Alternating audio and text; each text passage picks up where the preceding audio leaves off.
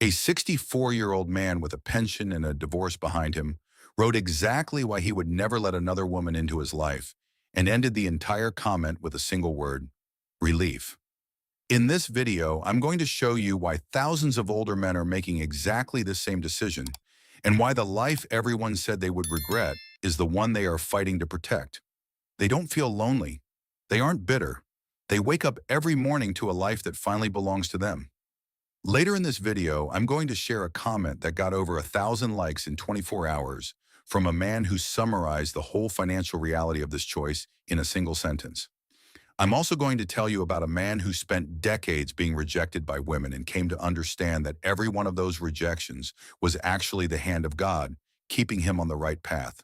Because the story you've been told about men living alone is totally false. And brother, by the end of this, you'll know exactly why. Do you know what the funny thing is? Nobody talks about the moment it actually happens. Not the divorce, nor the breakup, but the moment inside your own head when something just stops. You wake up one morning and the first thing you think about is what you want for breakfast. Not her mood, nor what you forgot to do, nor the conversation you've been putting off for 3 weeks. Just breakfast. You lie there for a second thinking, wait, when did this stop being the norm? That is the moment. That is where this starts for most of these men. No big explosions, no dramatic exits, just a quiet Tuesday morning where you realize your own head was finally yours again, and how good it felt.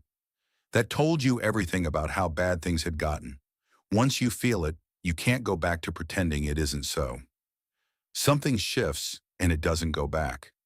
Now this is what these men will tell you, the ones who have been living like this for 5 years, 10 years or more. They don't describe it as a loss. They describe it the way you describe getting out of a car after a 12-hour drive. That sigh, that moment when you stretch your legs and think, I didn't realize how cramped I was, because nobody told them this was on the other side. Nobody sat down with them and said, look, if you stop trying to fit into something that was never built for you, what you find isn't emptiness, it's simply your life. That life that doesn't require you to be a smaller, quieter, and more carefully edited version of yourself every day just to keep the peace. That is what they found, and every one of them will tell you the same thing. They wish they had found it sooner. But here is the part that nobody talks about. This wasn't free. There was a real price. Before you can understand why the other side feels like this, you need to understand what it actually cost these men to get there. You know what nobody ever asks? When they tell you to try again, when they say the right person is waiting for you, when your sister gives you the speech about companionship, nobody ever stops to ask what you have already given away. Nobody sits down with you to do the math. It's the 30 years of working 50 hours a week, not because you loved it, but because that's what you agreed to when you said, I do. You were the provider, the one who fixed everything, the guy who came home exhausted and still had to figure out what was wrong before taking off his shoes. You managed her moods, navigated her emotions, walked on eggshells over minds that you didn't set, and somehow it was never enough. You used to go to the racetrack on Saturdays. You had your numbers, your buddies. You spent 3 hours at the betting shop watching the races with a coffee and the racing form without anyone needing anything from you. That stopped around the 4th year. Too much to do, wrong priorities. You let it go. Most of you let something go. Imagine this. It's a Tuesday. You're in the parking lot at work at 5:45. You've been sitting there for 20 minutes, not because you forgot anything, but because you're not ready to go inside the house yet. The inside of your car is the quietest place in your life right now. You know that the second you cross that door, the evening will start managing itself. You sat in that parking lot. Maybe not that exact one, but you know the feeling. You watch couples in restaurants and realize that you never actually had that. Not in 30 years of trying. The decisions, where to live, how to spend vacations, which friends were acceptable, most were made her way, not because she was right, but because peace was easier than the fight. This is what kills me, because I hear it every day from the mouths of men in these comments. You gave support and received silence. You showed up during her crises and she disappeared during yours. You spent decades being a little less than yourself in your own home because the full version of you generated too much friction for the situation. Some of you did this for 30 years and called it love. What the men who left understand now is that it wasn't love, it was work. A constant, invisible, and unpaid job. And the only salary was the right to keep doing it tomorrow. Someone left a comment on one of our videos under the name RetSoul61 and said something that stopped me cold. Solitude doesn't require feeling lonely. Peace and silence don't require boredom. There is the entire argument. Rhett's Soul 61 gave relationships multiple chances, saw the same patterns repeat every time, and finally stopped asking, "When are you going to find the right one?" and started asking, "What am I actually looking for?" When he sat with that question honestly, the answer wasn't another relationship. It was what he already had: his dog, his routines, a Tuesday afternoon that belongs entirely to him. He realized something that most men spend their whole lives chasing and never reach: clarity and the right to decide how their own days pass. I'll tell you something. The comment that captures all of this better than anything I've ever read came from a man in our community who spent his whole life being ignored. And what he discovered about every woman who passed him over will chill you. That will come in a few minutes. But first, because people always get this wrong, society presents this choice as a failure, as what happens when something went wrong or when you couldn't make it work. The focus is always on deficit, always about what you're missing. But the men who live it will tell you something different. The ones who seem broken are not the ones sitting quietly in their own homes on a Saturday night, eating what they want and sleeping without anxiety. The broken ones are those barely holding on in marriages that stopped working 8 years ago, checking the temperature of the house before saying a word, spending more energy on managing the relationship than living their own life. The older man who chose solitude didn't give up. He did something harder. He took an honest look at what a relationship was actually costing him, compared it to what he had been told it was worth, and made a decision. He chose himself, perhaps for the first time in a long time. Now listen to this, because this captures it better than anything I could say. Someone commented on one of our previous videos under the name Paranormal Pat. He is 60 years old, never married. He spent his entire working life building his finances, his independence, a life that actually belonged to him. While he did that during his 30s, 40s, and 50s, women who had not been interested when he had nothing became very interested once he had something. He knows exactly why. He sees it clearly and is not bitter about it. He left a comment that made the whole community stop. He said, "Their rejection was God's protection." Read that again. Their rejection was God's protection. That is not something a bitter man says. A bitter man has a list of grievances and wants you to hear every one of them. That phrase comes from a completely different place. It comes from a man who has had enough distance, enough time, and enough perspective to look back at the full arc of his life and see that the closed doors were actually what kept him free. Every woman who passed him over, every relationship that fell apart, every time they ignored him for someone flashier, it was all protection against decades of emotional labor, of funding someone else's lifestyle, of the slow reorganization of oneself that happens in relationships that don't fit. He didn't lose anything. He was being saved for something better. That is wisdom, of the kind that only comes from living long enough to see the full arc. Once that clarity settles in, once you have done the emotional math and made your peace with it, something else comes into focus. Something practical that these men don't talk about in public, but absolutely think about in private. Money. One of the men in our community said something that achieved more than 1,000 likes in less than a day. "It's incredible how little money I need when I don't have a woman in my life." 1,000 people liked it because 1,000 people knew exactly what he meant. He wasn't complaining. He was genuinely surprised. Nobody tells you this part. Nobody sits down with you and explains what the financial side of solitude is really like. Not the scary version they use to keep you in line, but the real one. When you remove a partner from the equation at 60 or 65, something happens to your finances that most men aren't prepared for. They become simpler and lighter, not because you're stingy, but because the overhead that came with the relationship quietly disappears. You don't realize how much it was costing you until it's no longer there. Think about what really changes. There isn't a second person's lifestyle to fund, nor vacations chosen according to their preferences, nor events to attend out of obligation, nor gifts for people you barely know.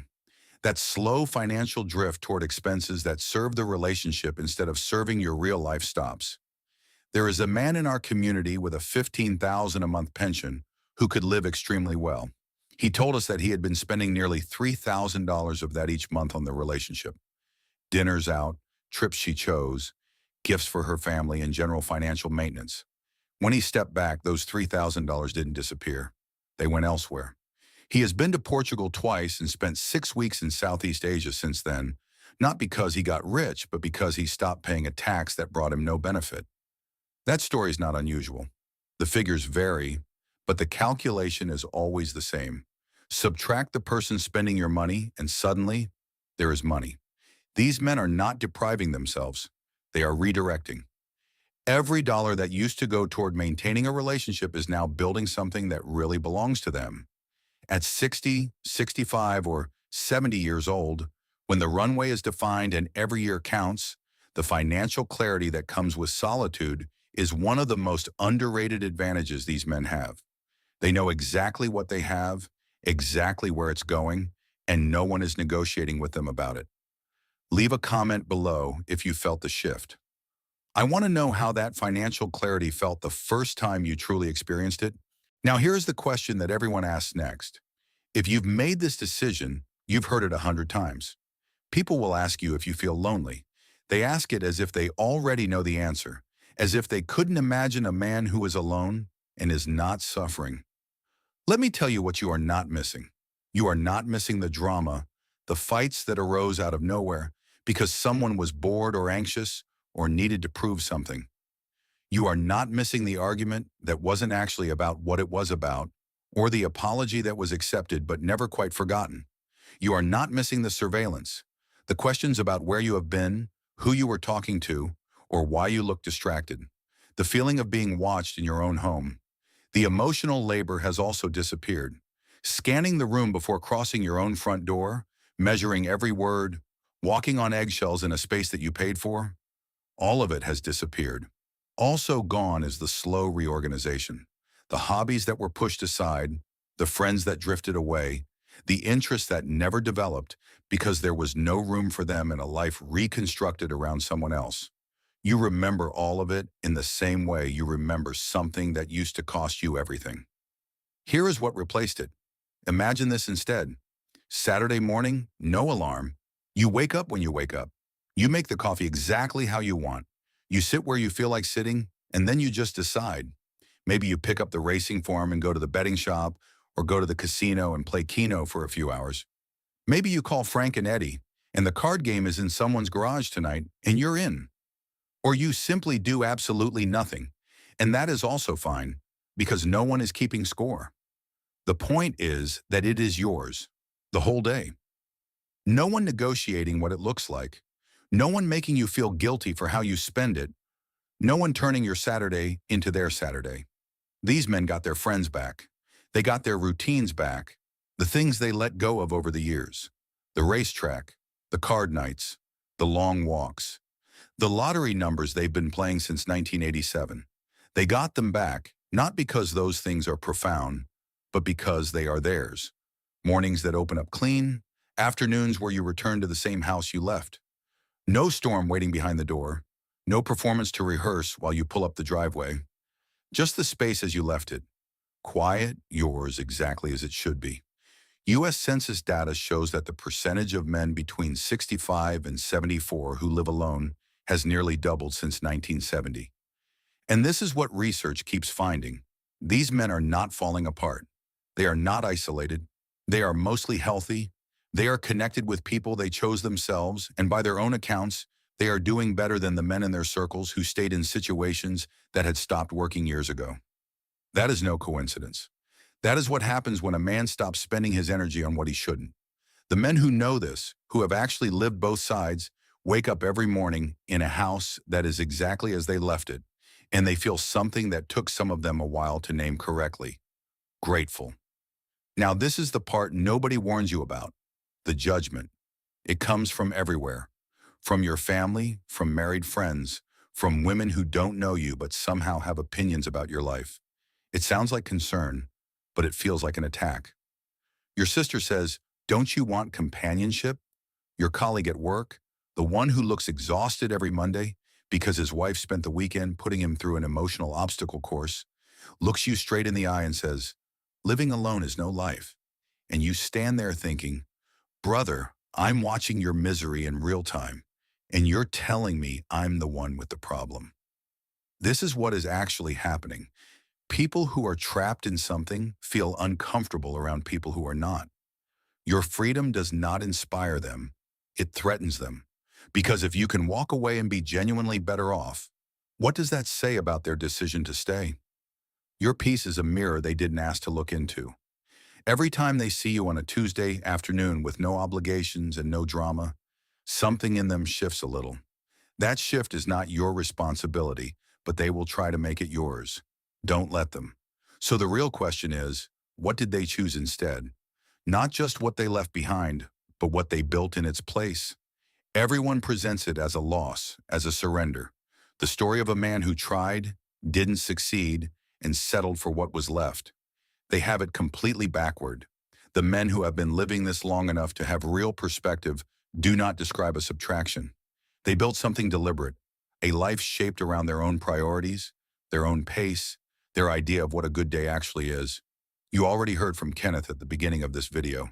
A divorce behind him, pension secured, about to retire. He wrote, "I will never let anyone in again." Sad, but that's how it works. And then he added something that most people would miss. He said it wasn't sadness he felt when he wrote that. It was relief. That word relief is the one that keeps appearing.